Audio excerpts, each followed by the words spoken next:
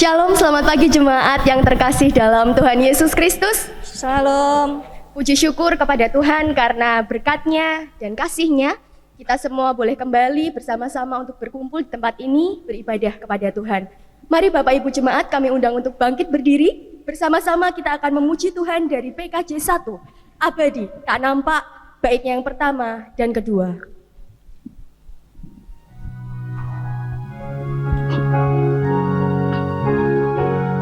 Abadi tak nampak yang Maha Esa, yang tak terhampiri terang tahtanya, yang dalam putranya telah dikenal. Baginya lah hormat dan kuasa kekal.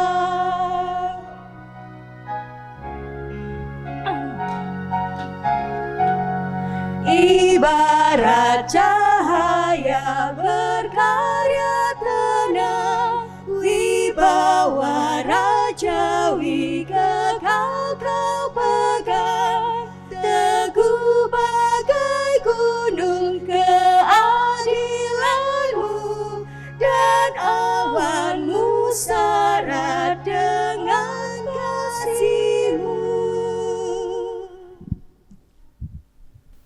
Putra-putra Tuhan yang kekasih, marilah ibadah kita pada pagi hari ini bersama-sama kita awali dengan pengakuan kita.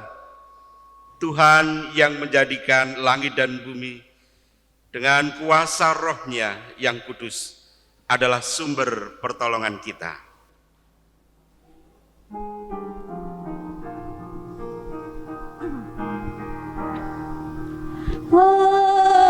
Amin, amin, amin,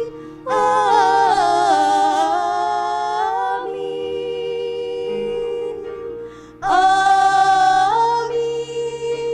amin, amin.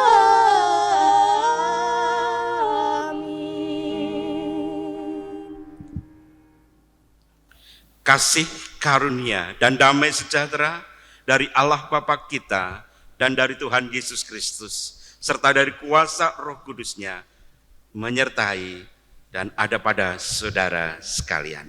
Menyertai saudara juga.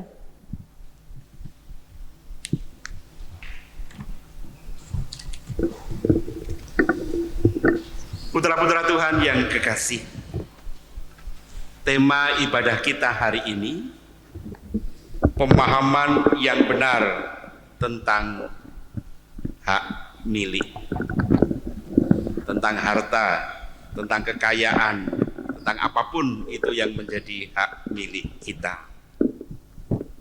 Itulah yang akan kita renungkan, kita pahami dalam ibadah kita pada pagi hari ini.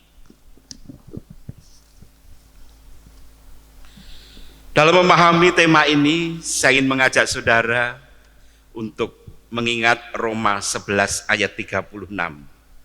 Sebab segala sesuatu adalah dari Dia, dan oleh Dia, dan kepada Dia. Bagi Dialah kemuliaan sampai selama-lamanya. Amin.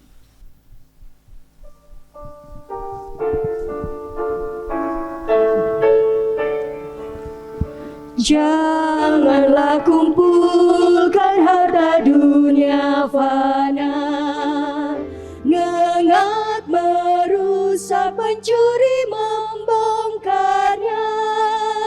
Harta surga kumpulkanlah karena tak semu. Di mana hartamu, disitulah hatimu.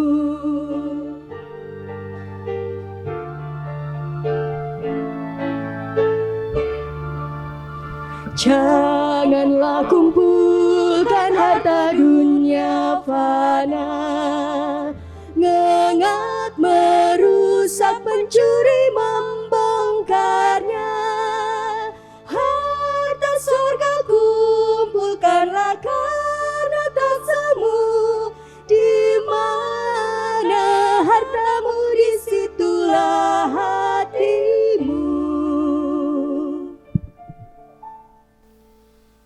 Saudara yang dikasihi Tuhan, ketika kita mau berkaca dengan sungguh dalam seluruh kehidupan kita terhadap cermin yang Tuhan berikan kepada kita, yakni kitab suci, maka kita berhadapan dengan segala kelemahan yang ada dalam seluruh kehidupan kita. Terlebih dalam kita memahami anugerah dan berkat Tuhan. Karena itu, mari saudara, kita akui segala kelemahan itu di hadapannya. Karena kita ternyata seringkali mengambil hak Tuhan. Dan itulah dosa kita. Karena itu mari kita mohon ampun kepadanya. Melalui doa, mari saudara kita berdoa mohon ampun kepadanya.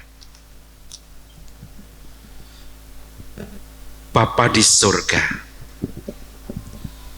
kami sadar ya Bapa, ketika kami berkaca dan berhadapan dengan firman-Mu, sungguh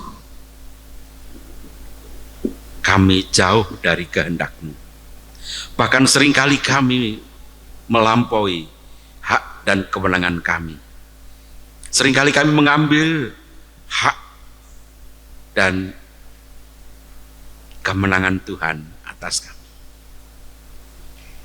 Sehingga seringkali kami menomorsatukan diri kami. Kami ingin di depan Tuhan. Dan itulah dosa kami Bapa. Dosa kami di hadapan-Mu. Dan kami berdosa hanya kepada-Mu. Karena itu di pagi yang cerah dan sejuk ini, anugerah-Mu sungguh luar biasa. Tetapi dosa kami, kelemahan kami juga luar biasa. Kami mohon ampun kepada-Mu Bapa atas segala kelemahan ini. Dan biarlah hanya kepada-Mu kami bertelut dan mohon pengasihan.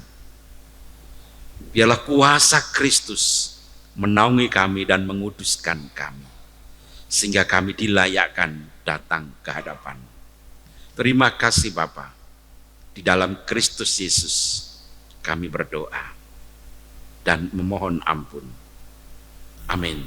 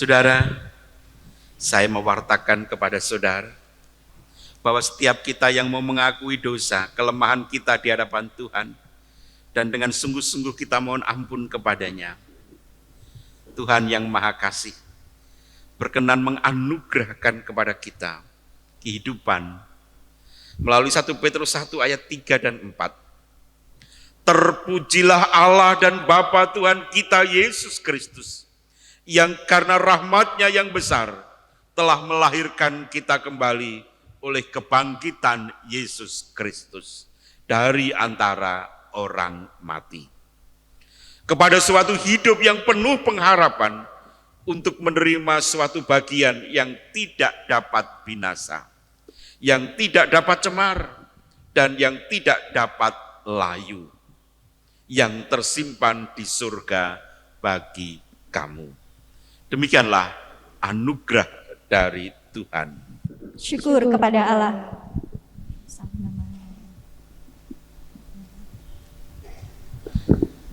Salam damai panjenengan semuanya, dan biarlah damai Kristus terus menaungi hidup kita. Dun.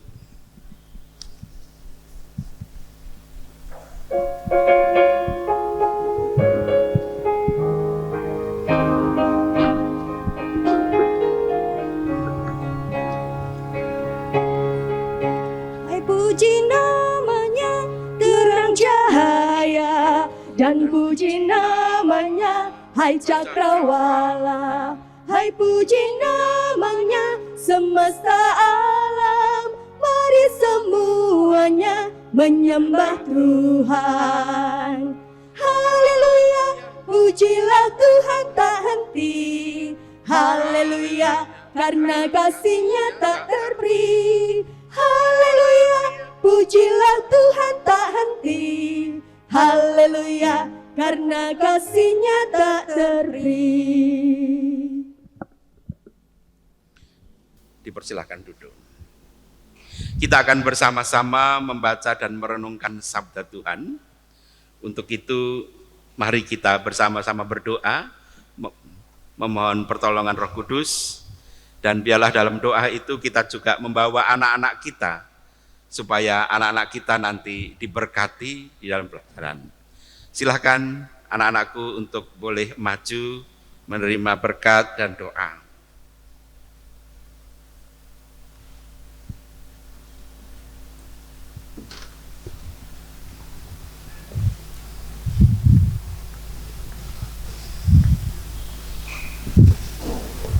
Jemaat kami undang untuk berdiri. Saya akan berkati anak-anak ini. Bapa, kami datang kepadamu, membawa anak-anak kami yang menjadi jemaat-Mu, anak-Mu yang setia. Berkati mereka nanti supaya mereka juga boleh menerima pengajaran-Mu dengan benar. Terima kasih Bapa. Kami bawa anak-Mu dan kiranya Engkau terus menaungi dan berkat-Mu. Terima kasih Bapa, dalam Tuhan Yesus kami terima anak-anak ini dan kami serahkan kepadamu. Amin. Diberkatilah anakku, engkau menjadi pewarta-pewarta sukacita, damai sejahtera di dalam Kristus menaungi kamu, dan tetaplah setia kepada Kristus. Diberkatilah anak-anakku semuanya, engkau adalah kekayaan luar biasa bagi jemaatmu. Berkatilah anakku dan tetaplah setia untuk menjadi anak Tuhan, dan biarlah engkau diberkati sepanjang hidupmu. Amin. Terima kasih, disilahkan duduk.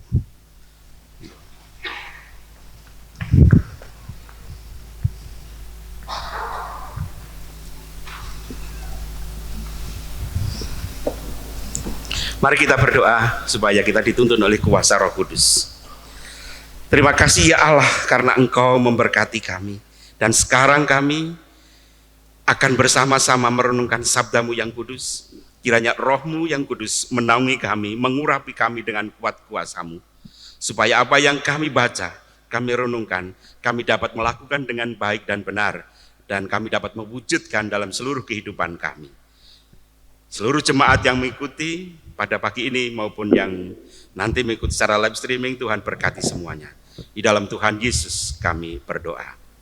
Amin. Saudara yang dikasihi Tuhan, firman Tuhan pagi ini saya ambilkan dari Lukas pasal 12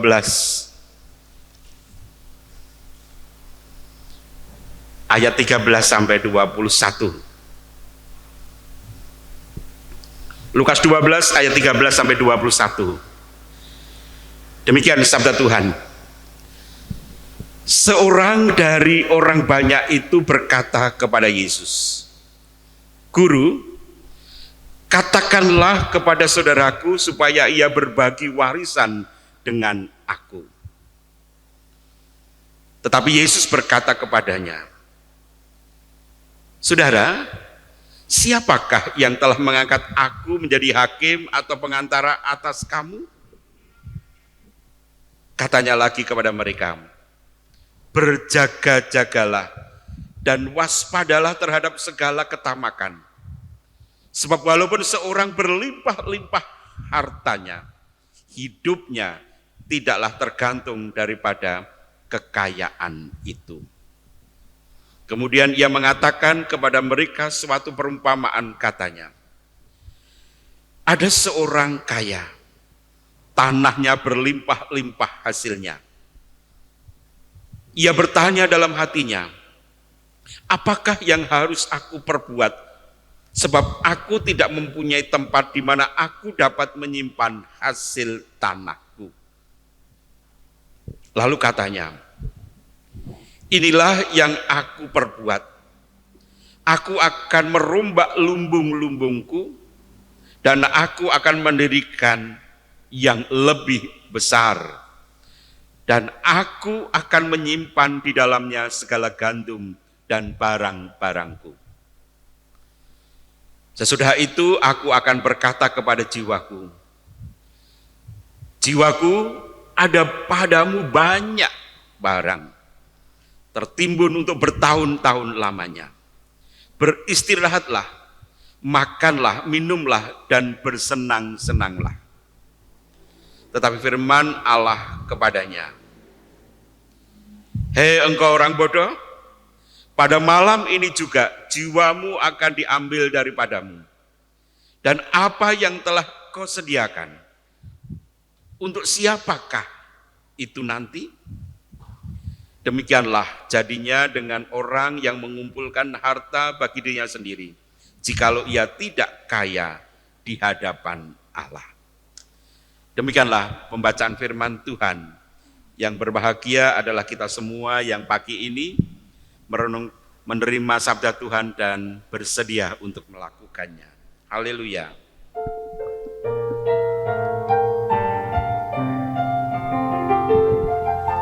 Haleluya, berbahagialah orang yang hatinya takut akan Tuhan.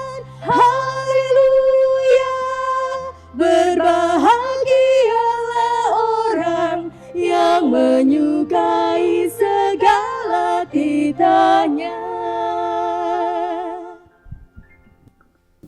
Selamat pagi saudara yang dikasihi Tuhan. Iya. Saya bersuka cita kalau pagi ini saya boleh bersama-sama dengan panjenengan lagi. Setelah mungkin setengah tahun atau lebih beberapa waktu yang lalu saya bersama-sama dengan panjenengan. Nah saudara yang dikasihi Tuhan, khotbah saya hari ini tidak akan panjang. Pendek aja, kayak orangnya yang pendek ini aja gitu ya kan. Kenapa? Pemahaman yang benar tentang hak milik. Saya ingin mengatakan kepada saudara, hak milik di sini adalah harta.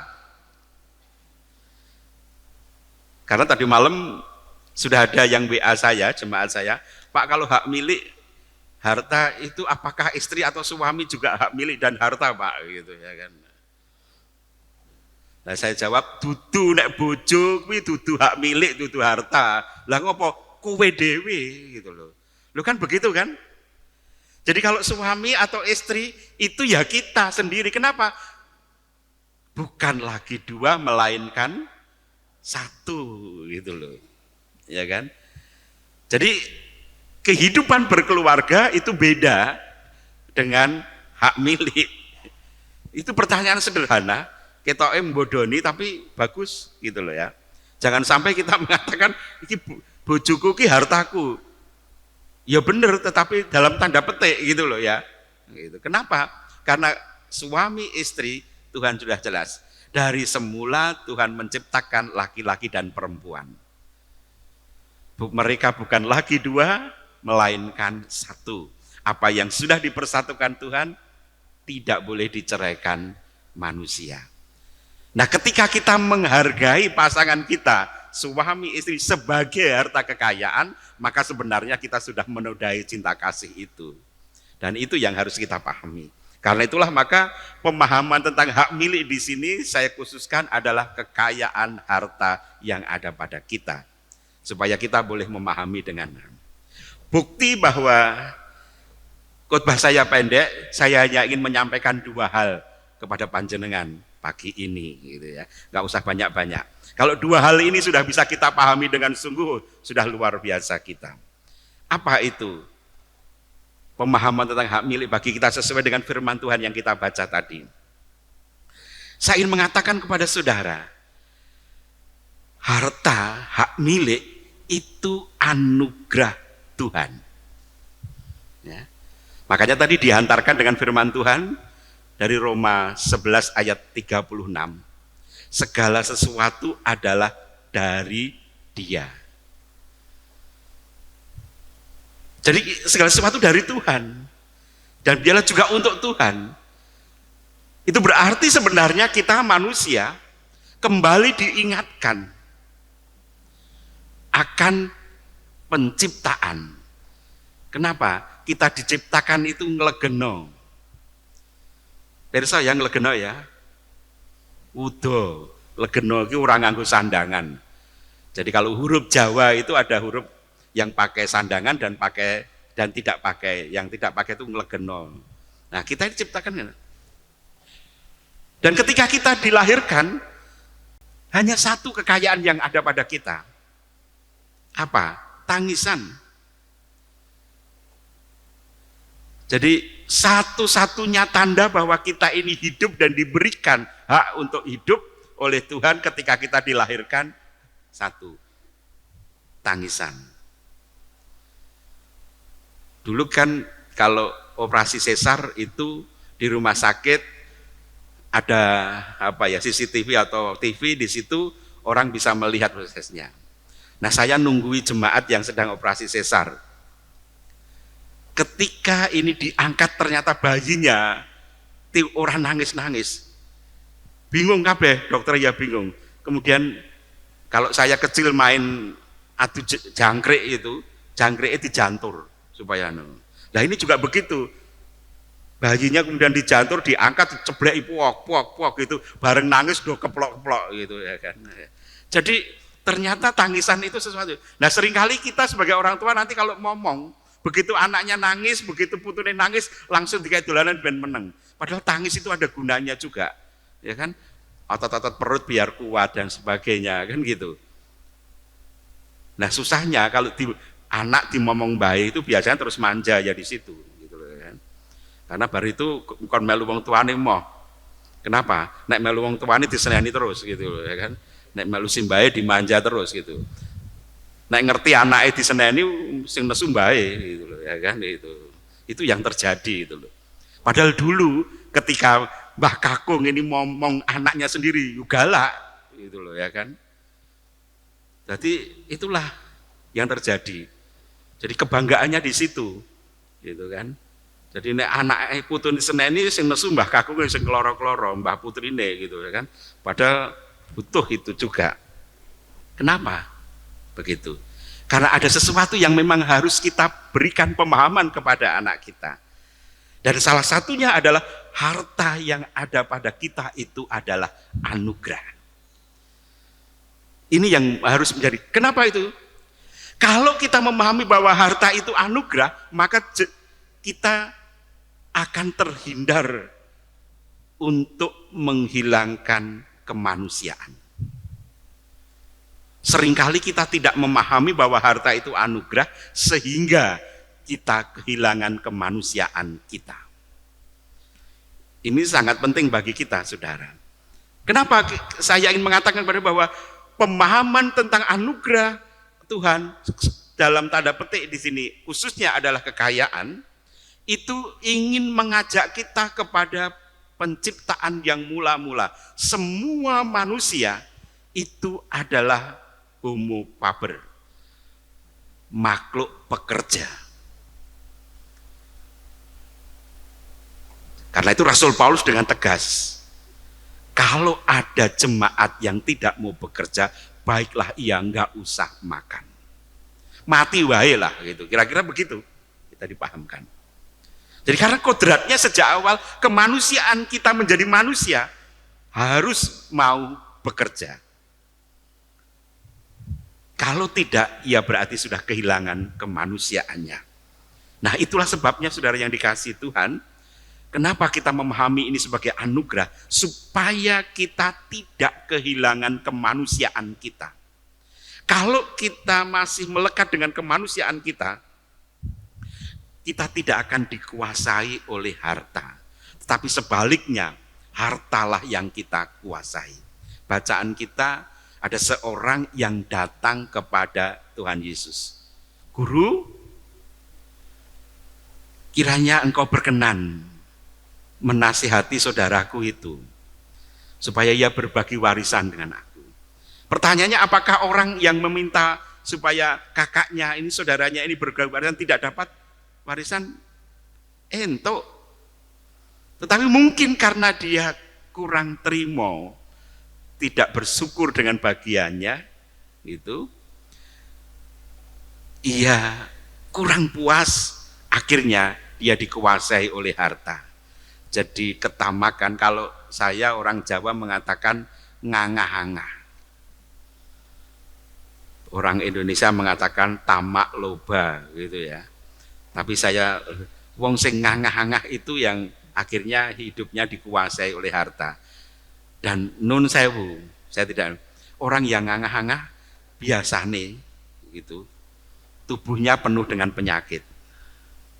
Hati-hati saudara, kalau hidup kita sudah dikuasai harta, kekayaan, maka tubuh kita juga banyak gulanya, banyak kolesterolnya, gitu loh ya kan.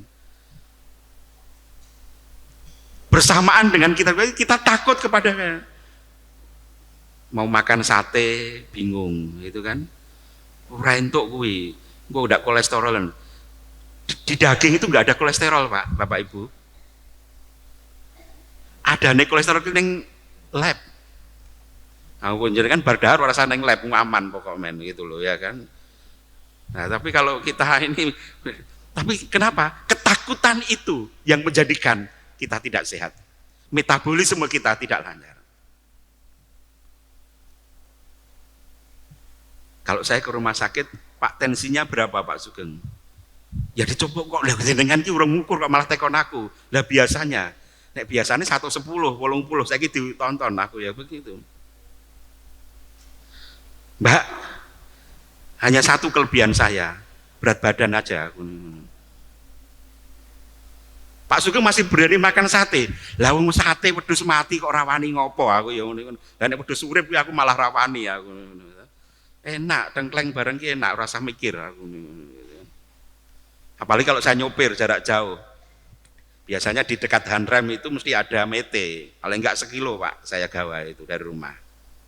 Jika kalau saya ke Bali nyopir sendiri dengan keluarga, berangkat 2 kilo, mulih 2 kilo Pak saya mesti. Karena kalau enggak ngantuk gitu loh masalahnya. Mari kita bersyukur. Kenapa saya berani begitu? Saya mengamini bahwa itu berkat. Sehingga kalau makannya sidik-sidik gitu kan, ora langsung oke gitu ya saya pikir ya kalau saya perjalanan gitu, nanti saya nikmati, ini berkat gitu. Nah, ketika kita ngangah-ngangah, disitulah metabolisme kita nggak pas, jadilah itu penyakit gitu loh. Makanya jangan ngangah-ngangah. Ngangah-ngangah itu apa? Tamak loba barangkali. Orang Jawa itu dalam membagi warisan, nek lanang ki sepikul, nek wedok ki sak gendongan. Itu rumusnya. Wong lanang ki mikul, nek wong wedok gendong. Gitu kan, itu hak pembagian waris begitu. Jadi kalau yang anak laki-laki dapat 2, anak ceweknya dapat 1 gitu. Nah, bacaan kita mungkin ini ora podo, mas kowe entuk akeh kok aku entuk sithik gitu ya kan.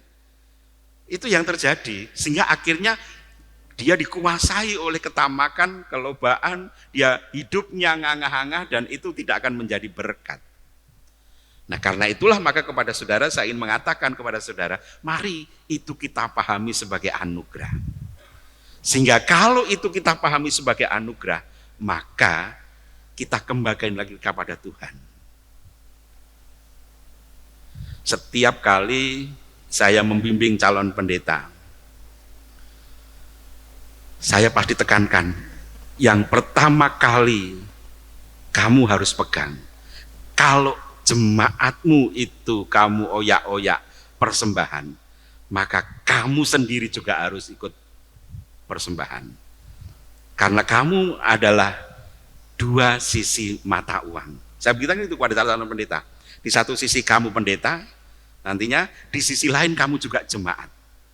Jadi tanggung jawab kita terhadap kehidupan berjemaat sama seperti yang lain. Bahkan kita lebih banyak tanggung jawabnya. Itu yang harus. Maka saya ngitik-ngitik jemaat GKJ. Tonton kayak pendetamu, persembahan bulanan nopora, perpuluhan nopora. Itu penting.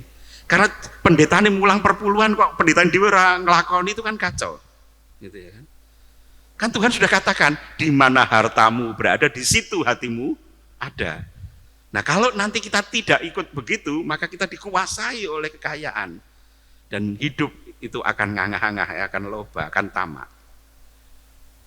Nah kalau sudah begitu, maka pendeta akan ada dua sisi di sana. Orang teman-teman saya, sesepuh saya mengatakan, adeke pendito ning jemaat kuwi awet apa tidak, itu bergantung letak jempol ini. Gitu loh. Nah jempol itu letaknya di mana, itu yang akan menentukan gitu loh. Nah di mana letak jempol lah, panjenengan tahu, nggak usah tak prakteke gitu ya kan gitu ya. Panjenengan sudah perso gitu. Makanya tidak heran kalau kita sering mendengar pendeta yang jatuh karena nabrak patok ketujuh dan sebagainya. Itu karena meletakkan jempolnya salah gitu ya kan di situ. Itu nasihat kita. Hal yang pertama harus kita pahami. Ya. Hal yang pertama harus kita pahami. Kenapa? Supaya kita bisa bersyukur di situ. Kalau itu anugerah, Tuhan mengatakan kepada kita dalam perjanjian lama 1/10. Saya nggak tahu di GKI ada berapa jenis persembahan. Kalau di GKJ ada 4. Tapi minimal 4 ini penting dipahami. Saya nggak tahu di GKI. Yang pertama persembahan mingguan. Setiap minggu kita persembahan di situ, ya kan? Saya pikir semua gereja begitu, gitu kan? Yang kedua di GKJ itu ada persembahan bulanan, yang sekarang sudah mulai diubah persembahan bulanan atau perpuluhan. Jadi jenenge persembahan bulanan, tetapi besarannya perpuluhan. Ini sudah lama dikampanyekan di GKJ, gitu. Yang ketiga itu persembahan khusus. Kalau ada lagi ngecat, itu ya, itu kan ada persembahan khusus untuk pembangunan, untuk pemeliharaan gedung gereja, atau untuk proyek-proyek yang lain, gitu. Dan yang keempat persembahan istimewa. Itu di tempat kami. Apa itu persembahan istimewa? Barangkali ada peristiwa-peristiwa istimewa dalam kehidupan jemaat, dan jemaat bisa bersyukur atas peristiwa istimewa. Contoh, ketika berumur 17 tahun, orang merayakan dengan Sweet 17. Yang dipikir biasanya nek bocahe ulang tahun ki, engko ulang tahun neng di rumah, apa di sana, apa di McD, apa di mana, kan begitu. Tapi nggak pernah berpikir persembahan istimewanya berapa, itu loh ya kan. Itu. Nah sekarang mari kita juga menghayati itu. Sudah 17 tahun kita diberikan hidup. Sudah 17 tahun kita diberkati Tuhan. Lalu apa yang sudah kita haturkan kepada Tuhan sebagai sesuatu yang istimewa? Itu perlu dipahami. Nah karena itulah saudara yang dikasih Tuhan, pagi ini saya ingin mengajak saudara untuk memahami itu, bahwa harta adalah anugerah. Apa tuh makna anugerah itu? Kata anugerah sendiri itu artinya apa? Kata anugerah itu sebenarnya sesuatu yang sebenarnya kita tidak pantas menerima, tetapi oleh Tuhan kita dilayakkan, dipantaskan untuk menerima. Itu yang harus kita pahami. Jadi sebenarnya kalau kita ini menerima, dulu kan kita dilahirkan legeno Buddha, ya kan? Makanya kita juga syukuri itu. Tetapi karena sekarang dipantaskan oleh Tuhan, diberi hak untuk itu, maka kita juga memahaminya. Nah, kalau anugerah, harta itu anugerah, maka nih, kita harus transparan menggunakan itu, terutama dalam kehidupan berkeluarga. Kenapa? Saya katakan kita harus transparan. 1 Timotius 6 ayat 10 ya. Monggo dipirsani kalau saya salah ingat, karena saya juga kadang ingat saya 1 Timotius 6 ayat 10, ingat saya. Tapi barangkali bisa salah. Bunyinya begini, akar dari segala kejahatan adalah cinta uang. Betul ya Bapak Ibu ayat itu? Nah, di 1 Timotius 6 ayat 10, betul. Soalnya ketika saya persiapan nggak khotbah, orang kelingan ayatku ya aku tadi. Justru makanya baru kelingan sekarang, maka saya katakan itu ya. Jujur saya katakan ini. Saya hanya menyiapkan begini, Pak. Di tengah kehidupan orang Jawa, kuwi ana duit lanang karo duit wedok. Betul enggak Bapak Ibu? Pernah dengar ya? Duit lanang karo duit wedok. Nah, saya ingin bertanya kepada panjenengan, apa bedane duit lanang karo duit wedok?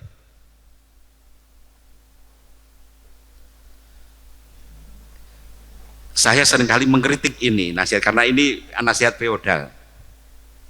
Saya ingin katakan kepada panjenengan, jangan sampai ada uang perempuan dan uang laki-laki dalam kehidupan berkeluarga. Karena itu maunya. Kenapa? Bedanya apa? Kalau makhluk hidup yang bisa punya anak itu perempuan, ya kan? Laki-laki nggak bisa punya anak, kan gitu kan? Yang iso manak tegese gitu loh ya, mesti yang betina, yang jantan enggak. Tapi kalau duit sebaliknya, duit wedok kuwi ora iso manak. Ning duit lanang sing iso duwe anak. Betul enggak? Betul enggak Pak? Gak mudeng ya? Betul. Kenapa? Duit wedok nek wong Jogi entek nggo mangan. Untuk kebutuhan rumah tangga. Nek duit lanang dinggo selingkuh masalah iku lho ya. Jadi duwe anak ning ngono lho ya kan. Itu persoalannya itu lho ya kan. Nah, karena itu kita harus transparan gitu ya kan. Di dalam kehidupan mengelola itu. Kenapa? Wong awake dhewe iki lahir yo nglegeno terbuka semuanya apa adanya. Kenapa kita harus selintat-selintut, kita harus juga terbuka ya. Nggak usah didelik-delik. Itu dalam hal kita mensyukuri berkat. Yang kedua sekarang, yang pertama bahwa harta itu anugerah. Yang kedua, manusia hidup tidak bergantung harta, dan hidup manusia tidak ditentukan harta. Apakah kemudian kita nggak boleh bekerja? Harus, kaya harus, kalau saya mengatakan. Tetapi jangan sampai kekayaan harta itu menguasai hidup kita. Orang muda yang dicontohkan dalam bacaan kita ini tadi, itu berlatar belakang budaya, kebiasaan orang Saduki. Apa orang Saduki? Bedanya apa dengan orang Farisi? Itu kita harus pahami. Orang Farisi itu mengakui adanya kebangkitan orang mati. Ya. Jadi kalau kelompok Farisi itu mengakui adanya kebangkitan orang mati. Sehingga orang Farisi punya filosofis hampir sama dengan orang Jawa. Apa? Hidup di dunia itu hanya sekedar mampir ngombe. Urip ki sak dermo mampir ngombe, kan gitu. Kita hanya sebentar, dan kemudian kita akan meninggalkan dunia ini dan menjalani kehidupan yang lebih panjang. Orang Farisi juga punya pendapat, kehidupan yang lebih panjang itu ditentukan keputusan kita saat kita hidup di dunia. Lalu bagaimana? Karena itu orang Farisi memupuk amal. Dia harus kaya, dia harus punya harta yang banyak supaya dia bisa mengumpulkan kekayaan untuk di surga. Amalnya banyak sehingga dia bisa masuk surga. Beda dengan orang Saduki. Orang Saduki itu tidak mengakui adanya kebangkitan orang mati.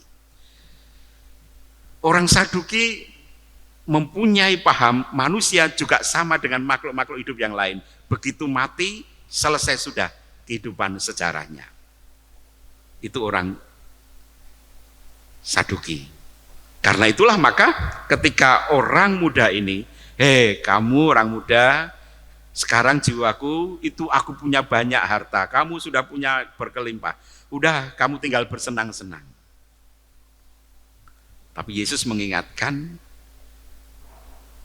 kamu itu bodoh. Bodoh. Kenapa bodoh? Lah nek bengi iki kowe mati, kamu mati mau apa? Untuk apa hartamu nanti? Untuk siapa itu kamu? Di satu sisi Yesus ingin mengatakan bahwa apa yang dilakukan persiapan orang Farisi ada benarnya, tapi tidak sepenuhnya. Tapi di sisi lain Yesus ingin mengatakan di mana letak kebodohan orang ini, orang muda ini.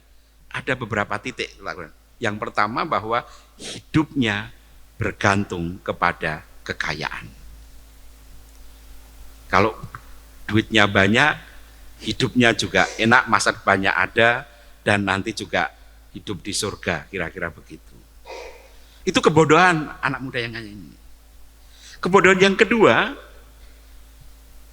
ia lupa bahwa ada hidup setelah kematian. Ada kebangkitan orang mati. Ia mengatakan bahwa Allah Abraham, Allah Ishak, Allah Yakub. Orang Saduki tidak memahami bahwa Abraham, Ishak, dan Yakub itu masih hidup. Walaupun di dunia yang lain kembali bersama-sama dengan Tuhan. Kenapa? Karena Tuhan itu adalah Tuhannya orang hidup, bukan Tuhannya orang mati. Jadi kalau Alkitab menyebut Allah Abraham, Ishak, dan Yakub, itu berarti para leluhur orang percaya ini adalah hidup, tidak mati. Nah, orang muda ini bodoh. Kenapa? Dia memahami Allah Abraham, Ishak, dan Yakub, tetapi dia tidak memahami bahwa nanti dia setelah di dunia ini hidup, ada kehidupan. Disitulah letak kebodohannya. Letak kebodohan yang berikutnya bagi orang muda,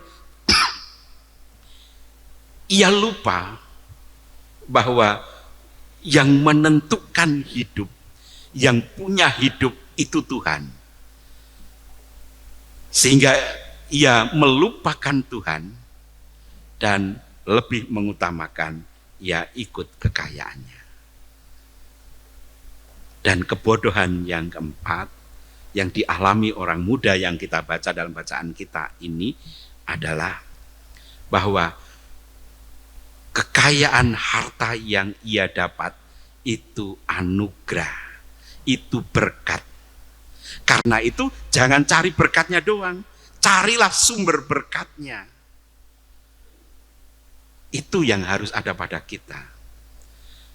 Nah, kalau kita mencari sumber berkatnya yang memberkati, maka kita dapat dua-duanya. Kita dapat hidup, tapi kita juga dapat hartanya.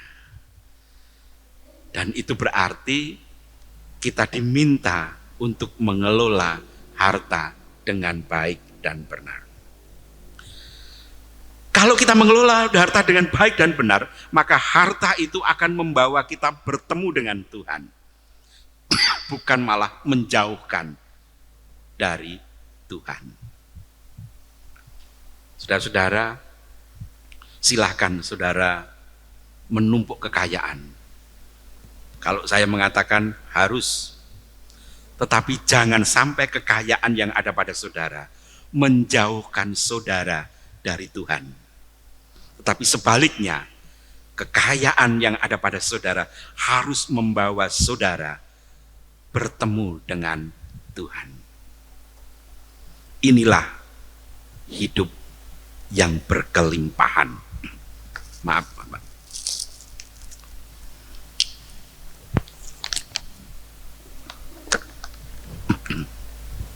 Alkitab menyebut bahwa Tuhan memberkati kita dengan segala kelimpahan kita.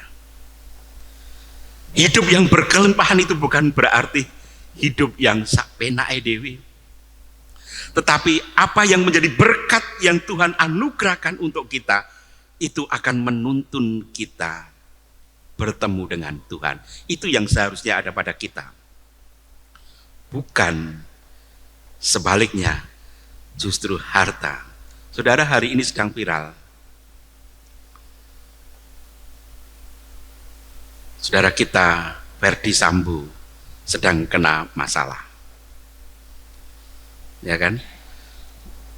Di kesatrian bojone dipateni dhewe. Yang kemarin ditembak istrinya TNI yang ditembak di Banyumane itu kan orang Arhanut yang tadinya hidup di kesatrian, tetangga saya. Lah kenapa? Ya itu tadi, kalau sudah persoalan harta dan wanita, semuanya jadi mata gelap. Ketika kami ngomong kosong di tengah canda, wah ini piye Pak itu Ferdi Sambo ini. Halah, dua peristiwa yang bersamaan itu persoalannya satu, apa? Asmara. Kelihatan kok dari cara-caranya itu. Saya mengatakan, pingko sing ning Banyumane paling-paling nek ora bojone ya selingkuhane, aku bilang begitu. Lihat aja. Karena modusnya yang begitu itu mesti modus asmara. Yang di Jakarta juga begitu, lah tenan toh, gitu loh akhirnya gitu kan. Sederhana memahami itu. Lah kenapa bisa muncul begitu? Ya tadi, kita tidak memahami secara benar anugerah itu. Kekayaan itu justru menjauhkan kita dari Tuhan. Akibatnya 1 Timotius 6 ayat 10 tadi, cinta uang itu akar dari segala kejahatan. Dan itu terbukti, saudara, ya kan? Korupsi, kolusi, nepotisme itu karena cinta uang, cinta kekayaan yang memisahkan kita. Nah, karena itulah kepada kita semuanya, mari kita pahami bahwa kekayaan anugerah yang ada pada kita itulah berkat anugerah yang sebenarnya kita tidak pantas menerima itu, tapi karena kasih karunia Allah yang luar biasa, akhirnya kita dilayakkan Tuhan untuk menerima itu. Karena itu mari kita hidup dengan sukacita, penuh syukur. Kita diingatkan oleh firman Tuhan. Dua hal saya mengakhiri ini. Yang pertama, kita diingatkan oleh Yosua ketika ia mau berpisah. Sudah tua, silahkan pilih hari ini, apakah kamu mau beribadah kepada Allah yang menuntun kamu memasuki tanah terjanji dan kembali menduduki tanah perjanjian ini, ataukah kamu akan beribadah terhadap ilah-ilah nenek moyangmu itu. Tetapi aku dan keluargaku akan beribadah kepada Allah Tuhan yang telah memberikan negeri ini. Dan itu berarti Yosua ingin mengatakan semua kekayaan, hikmat dan semua yang dimiliki oleh orang Israel, oleh anak-anak Tuhan, itu adalah anugerah Allah. Karena itu tetaplah beribadah kepadanya. Dan akhirnya ketika rumah Tuhan mau dibangun kembali, pantaskah aku mendiami rumahku yang bagus-bagus, sementara rumah Tuhan masih menjadi reruntuhan? Disitulah kita diajak untuk mengelola berkat. Yang namanya reruntuhan bukan berarti ini menjadi enggak. Sekarang bagaimana pengelolaan kehidupan bergereja dan sebagainya, itu harus menjadi kehidupan kita sebagai, karena yang dikatakan rumah Tuhan bukan lagi hanya gedungnya, tetapi hidup kita, tubuh kita, dan keseluruhan hidup kita itulah rumah Tuhan. Dan disitulah kekayaan berlimpah-limpah. Amin. Mari kita bersaat teduh.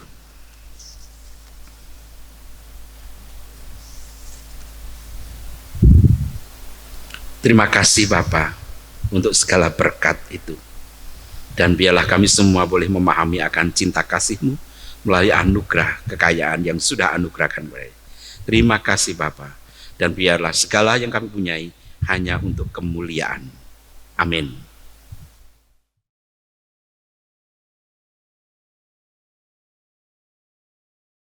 Marilah kita bersama dengan umat Allah di masa lalu, masa kini, dan masa depan mengingat pengakuan pada baptisan kita menurut pengakuan iman rasuli yang berbunyi demikian. Aku percaya kepada Allah, Bapa yang Maha Kuasa, Khalik langit dan bumi, dan kepada Yesus Kristus, anaknya yang tunggal Tuhan kita, yang dikandung dari Roh Kudus, lahir dari anak darah Maria, yang menderita sengsara di bawah pemerintahan Pontius Pilatus, disalibkan, mati dan dikuburkan, turun ke dalam kerajaan maut.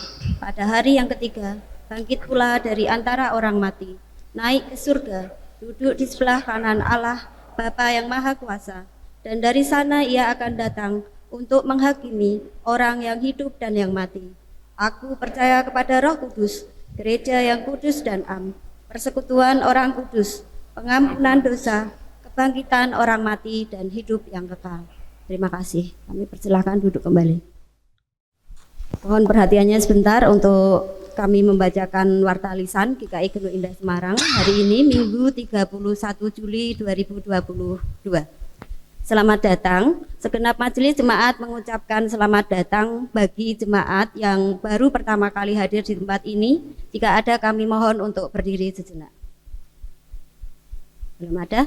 Yang kedua, pelayan kebaktian. Pada kebaktian minggu hari ini, tanggal 31 Juli 2022 dilayani oleh Pendeta Sugeng Mulyanto dari GKJ Jatingaleh. Segenap jemaat dan majelis jemaat mengucapkan terima kasih atas pelayanan Bapak. Sedangkan Pendeta David Kristianto melayani di GKI Bajem Karanggawang. Kami juga mengucapkan terima kasih kepada seluruh pelayan kebaktian hari ini. Tuhan Yesus memberkati. Yang ketiga, persidangan majelis jemaat dan sensura morum. Persidangan majelis jemaat dan sensura morum akan dilaksanakan pada hari Selasa 2 Agustus 2022 pukul 19 WIB dan akan dipimpin oleh Pendeta David Kristianto. Bagi jemaat yang mempunyai saran tentang kehidupan bergereja dapat memberikan kepada majelis jemaat sebelum acara dimulai. Mohon kehadiran majelis jemaat.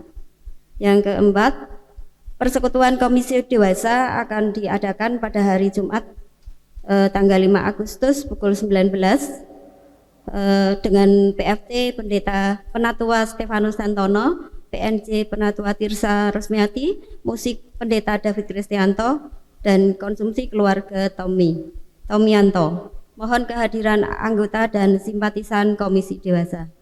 Yang kelima, Sakramen Perjamuan Kudus dalam kebaktian Minggu 14 Agustus 2022 pukul 7 akan dilayankan Sakramen Perjamuan Kudus.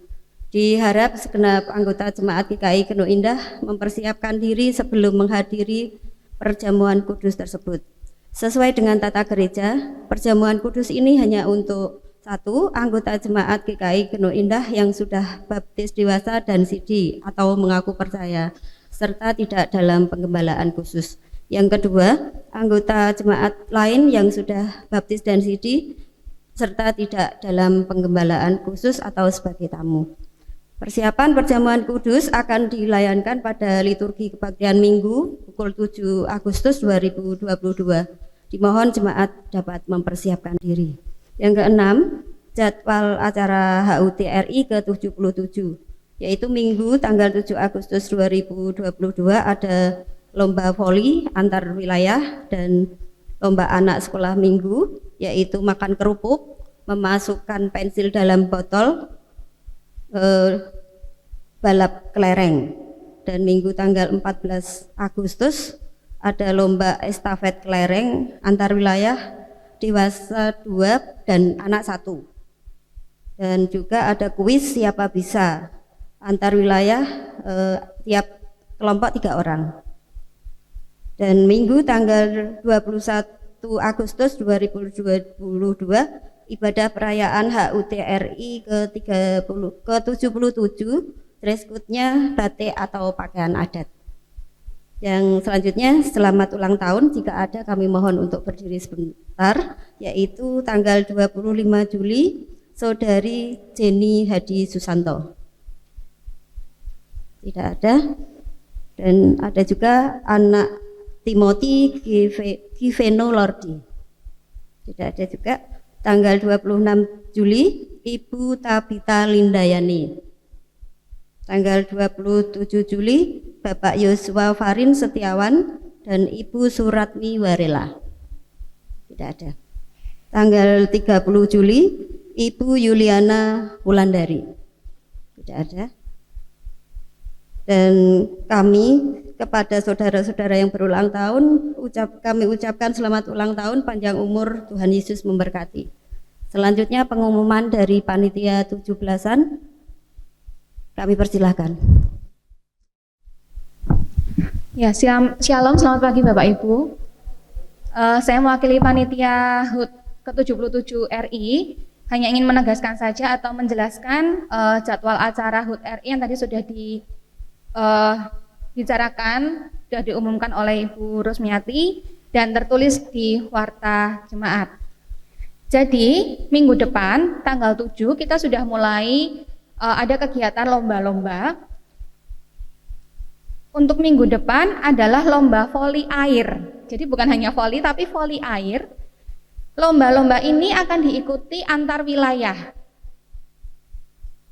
Lomba voli air itu kami mohon setiap wilayah menuliskan membuat 2 kelompok. Jadi ada kelompok A dan kelompok B. Satu kelompok itu 2 orang. Kemudian tanggal 7 Agustus juga ada lomba sekolah minggu yang nanti akan dikoordinir oleh guru-guru sekolah minggu sendiri. Kemudian tanggal 14 Agustus minggu depannya kita ada 2 lomba. Yang pertama adalah lomba estafet kelereng, ini juga antar wilayah, 2 kelompok juga, kelompok A dan kelompok B, satu kelompok 3 orang. Terdiri dari 2 dewasa dan 1 anak. Anak itu boleh anak sekolah minggu, boleh remaja. Gitu ya. Kemudian ada juga kuis siapa bisa. Kalau ini hanya 1 kelompok, 1 wilayah, 1 kelompok, 3 orang. Saya sudah membuatkan daftar ini. Saya mohon nanti ketua wilayah dari wilayah Kolose, Efesus dan Korintus bisa berkoordinasi dengan anggota-anggota wilayahnya, kemudian menuliskan di sini siapa yang ikut voli air, siapa yang ikut estafet, siapa yang ikut kuis siapa bisa. Dan nanti kertas ini bisa diberikan ke saya atau ke Andra atau ke Meli. Saya mohon kalau bisa hari ini juga bisa dituliskan. Saya akan tunggu nanti di pulang gereja, begitu ya Bapak Ibu. Jadi mohon sekali lagi bantuan dari ketua-ketua wilayah untuk bisa mengkoordinir anggota-anggota wilayahnya untuk ikut memeriahkan lomba-lomba HUT RI. Nah terus yang tidak ikut lomba bagaimana? Yang tidak ikut lomba kami mohon juga bisa menjadi supporter. Jadi supaya gereja kita kembali lagi guyup, rukun dan nuansa kekeluargaan kita itu kembali kita munculkan. Begitu ya Bapak Ibu. Kemudian di tanggal 21 Agustus kita akan ada ibadah dan perayaan HUT RI. Dress code-nya boleh batik, boleh juga baju adat. Demikian yang bisa saya sampaikan, terima kasih.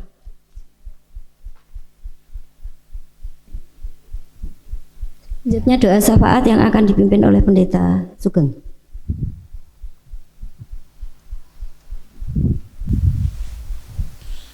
Mari kita bersama. Ya Bapa, kami datang kembali kepadamu. Kami bawa seluruh beban pergumulan kami ke hadapanmu Bapa. Untuk HUT perayaan yang ke-77 kami merdeka.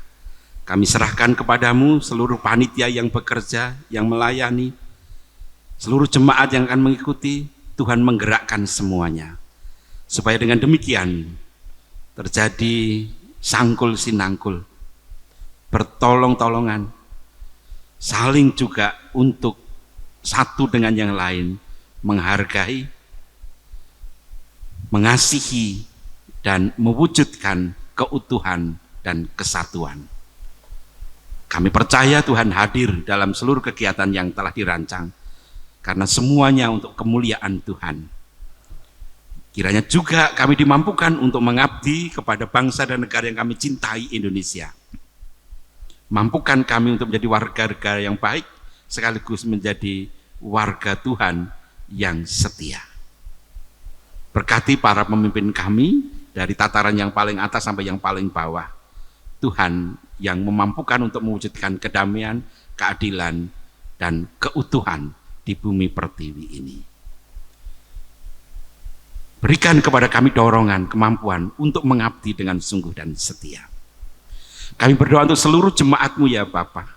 Kiranya Engkau menganugerahkan kemampuan untuk terus menyatu dengan kasih setia-Mu. Kami berdoa untuk para orang tua yang bekerja. Tuhan mampukan untuk mencukupkan segala kebutuhan hidup. Kami berdoa ya Bapa untuk anak-anak yang sedang belajar. Tuhan mampukan untuk meraih prestasi yang baik. Kami berdoa untuk anak-anak yang sedang berusaha untuk mendapatkan pekerjaan. Tuhan mampukan untuk menjadi pencipta-pencipta lapangan kerja, sehingga mampu mandiri. Demikian juga Bapa, Engkau memberikan talenta untuk terus bertumbuh, untuk merintah hari esok. Kami berdoa untuk anak-anak Tuhan yang sedang berusaha untuk menemukan pasangan hidupnya. Tuhan berkati, supaya boleh mengambil keputusan tetap setia kepadamu. Dan kami yakin Tuhan anugerahkan semuanya itu. Kami berdoa untuk seluruh kehidupan berjemaat di GKI Geno Indah ini Bapa, Tuhan memberkatinya, sehingga semuanya akan mewujudkan keutuhan dan kesatuan sebagai jemaat Tuhan yang terus dibangun dan berakar di dalam Kristus Yesus. Kami berdoa untuk pelaksanaan perjamuan kudus minggu depan. Tuhan berkati, supaya kami semua dibangun untuk lebih setia menghayati akan pengorbanan Kristus yang telah menyelamatkan kami. Terima kasih Bapa. Kami berdoa ya Bapa untuk saudara-saudara kami yang sudah mengalami kelemahan fisik. Tuhan memberkati supaya sekalipun fisiknya lemah, Tuhan tetap memberikan jiwa yang kuat. Yang sakit Tuhan sembuhkan, yang ragu-ragu Tuhan yakinkan, dan yang masih dalam pergumulan Tuhan tuntun untuk mengambil keputusan seturut dengan kehendak-Mu. Bapa, kami sadar akan kelemahan kami mohon ampun. Doa, syukur, dan permohonan ini kami mohon kepada-Mu Bapa, di dalam satu nama Tuhan kami Yesus Kristus yang telah mengajar kami berdoa.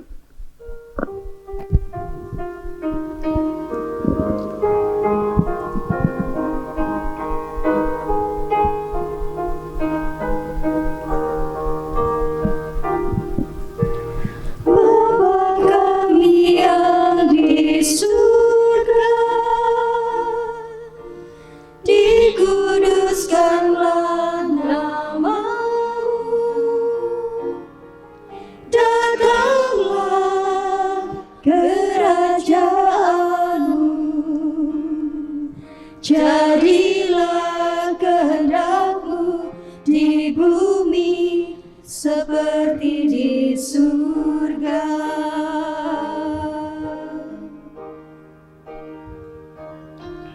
Berikanlah kami pada hari ini makanan kami yang secukupnya, dan ampunilah kami akan kesalahan seperti kami juga mengampuni orang yang bersalah kepada kami, dan janganlah membawa kami ke dalam pencobaan, tetapi lepaskanlah kami daripada yang jahat. Karena Engkaulah yang mempunya kerajaan dan kuasa dan kemuliaan sampai selama-lamanya. Amin.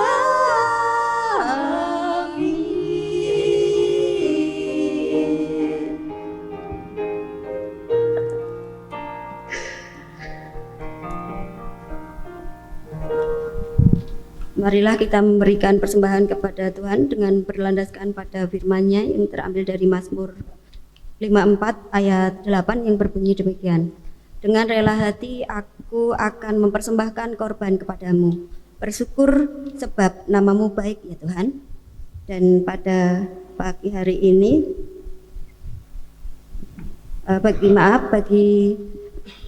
pada pagi hari ini kantong hijau diperuntukkan untuk program pengembangan jemaat. Dan bagi orang tua anak sekolah minggu, komisi anak menyediakan kotak persembahan tersendiri. Selain memberikan sampul persembahan, jemaat juga dapat mengirimkan transfer melalui scan QRIS BCA yang ditempel di bangku jemaat. Baiklah Bapak Ibu Saudara, kami undang untuk bangkit berdiri, bersama-sama kita akan memujikan KJ 271 bait ketiga untuk persembahan kita pada pagi hari ini.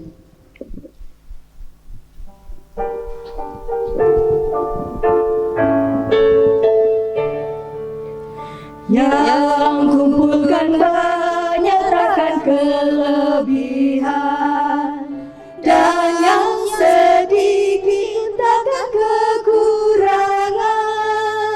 Burung yang di langit, bunga bakung di lembah, tetap dipelihara Tuhan selamanya. Mari kita berdoa. Bapa kami yang ada di surga, kami mengucap syukur untuk penyertaan-Mu di sepanjang hidup kami. Hingga pada pagi hari ini, Bapa masih menyertai dan memberkati kami untuk kami boleh mendengarkan kebenaran akan firman Tuhan. Bapa di surga, jika pada pagi hari ini kami membawa persembahan kami kepada Tuhan, kiranya Tuhan mau menyucikan dan menguduskan persembahan kami untuk kelebaran kerajaan-Mu di tempat ini. Berkati kami semua yang sudah memberikan persembahan ataupun yang belum. Kiranya kami senantiasa diberkati Tuhan hingga kami boleh memberikan yang terbaik untuk kemuliaan nama Tuhan. Bapa di surga, kiranya Engkau juga yang memberikan para majelis untuk mengelola persembahan ini dan takut akan Tuhan. Bapa di surga, kami naikkan doa persembahan ini yang jauh dari kurang sempurna, kiranya Tuhan yang menyempurnakan. Hanya di dalam nama-Mu Bapa kami berdoa dan mengucap syukur. Haleluya Tuhan, amin.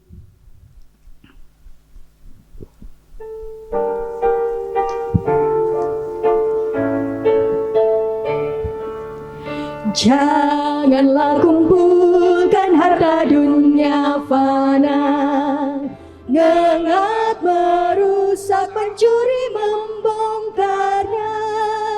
Harta surga kumpulkanlah karena tak semu, di mana hartamu disitulah hatimu. Banyak yang khawatir akan masa depan, dan berlebihan kumpulkan harta benda. Akhirnya bergantung pada kekayaannya, tak lagi pada Yesus harapannya tetap.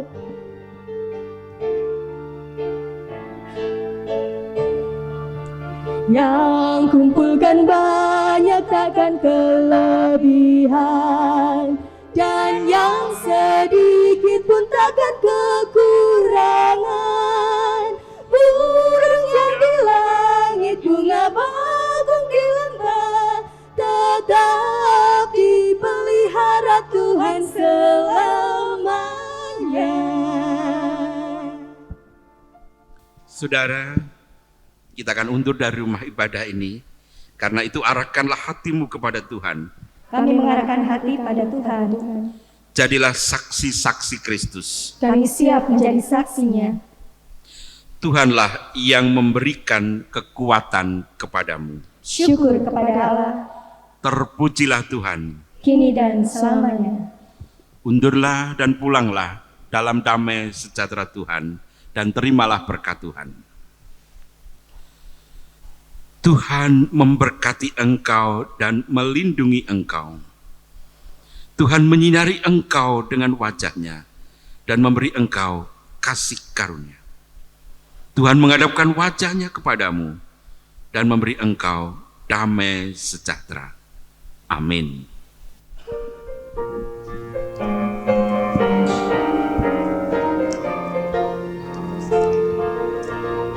Haleluya, haleluya, haleluya, amin. Di setiap kata dan karyaku, haleluya, amin. Haleluya, haleluya, haleluya, amin. Di setiap kata dan karyaku, haleluya, amin.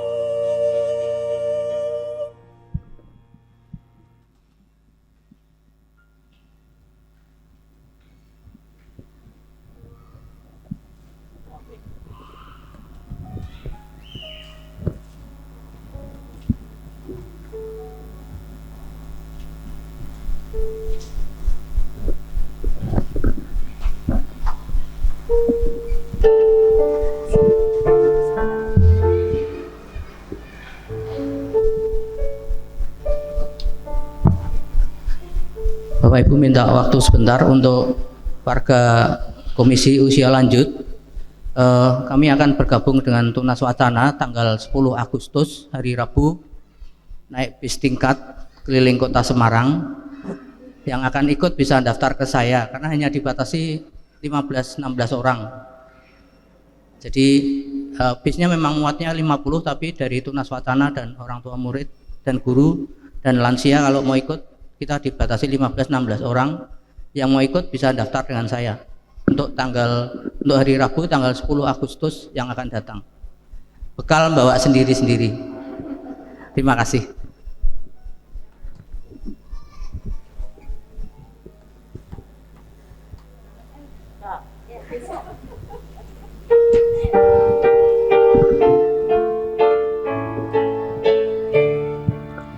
Janganlah kumpulkan harta dunia fana, ngengat merusak, pencuri membongkarnya.